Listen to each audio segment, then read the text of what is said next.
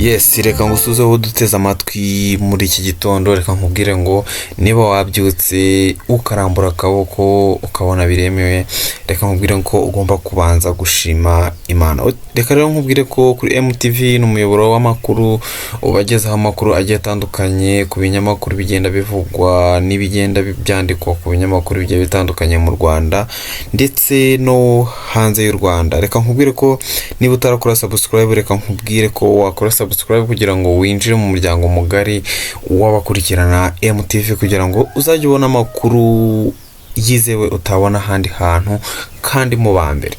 Uyu munsi rero kankubwire ngiye kubabwira amakuru agiye atandukanye ari kugenda avugwa ku binyamakuru bigiye bitandukanye, harimo Kigali Today, Igihe ndetse n'ibindi binyamakuru bigiye bitandukanye bikorera hano mu Rwanda. Twese rero tutavuze ibintu byinshi cyane, reka nkubwire ko mu ijoro ryakeye ryo kuri uyu wa gatatu ahitwa Irubumba ku Ruyenzi mu murenge wa Runda muri Kamonyi mu masaha ya saa 11 z'umugoroba kuri uyu wa gatatu habereye impanuka ikomeye cyane, impanuka y'imodoka ya Dina yari irimo kuva mu karere ka Muhanga yerekeza i Kigali.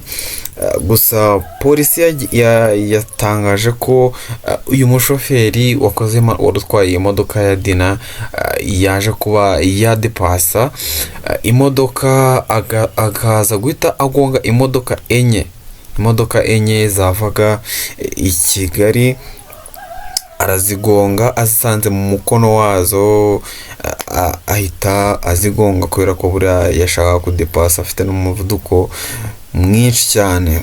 Muri iyi mpanuka rero nk'uko byatangajwe na polisi, hakomeretse abantu bagera muri 7, muri bo bari muri ibyo binyabiziga 4 byagonzwe. Gusa 3 bahise bajyanwa mu bitaro byihutirwa bya Nyarugenge, abandi 4 bajyanwa mu kigo nderabuzima cya Gihara.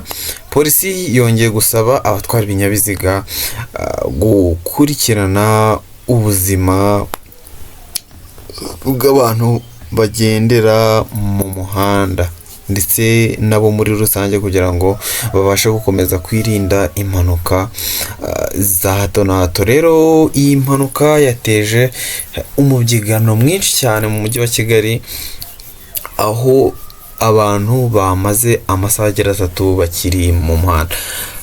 Twese cyane andi makuru ari kugenda avugwa ku binyamakuru bigiye bitandukanye nuko mu karere ka Musanze bivugwa ko hari umunyeshuri wigaga muri kaminuza akaba yishwe nako yabyutse yapfuye. Bivugwa ko yaba yishwe no kunywa inzoga nyinshi cyane, dore ko yasanganywe amacupa agera kuri 5 y'inzoga zitwa ibyuma.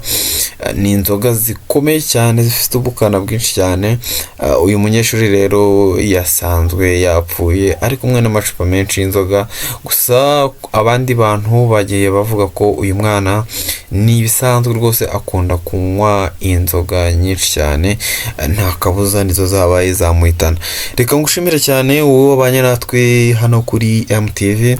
Niba ari ubwa mbere, reka nkubwire ko ugomba gukora subscribe kugira ngo uzajye ubana natwe umunsi ku munsi, 5 kuri 5, kugira ngo ubone amakuru yizewe utabona ahandi hantu. Ciao ciao.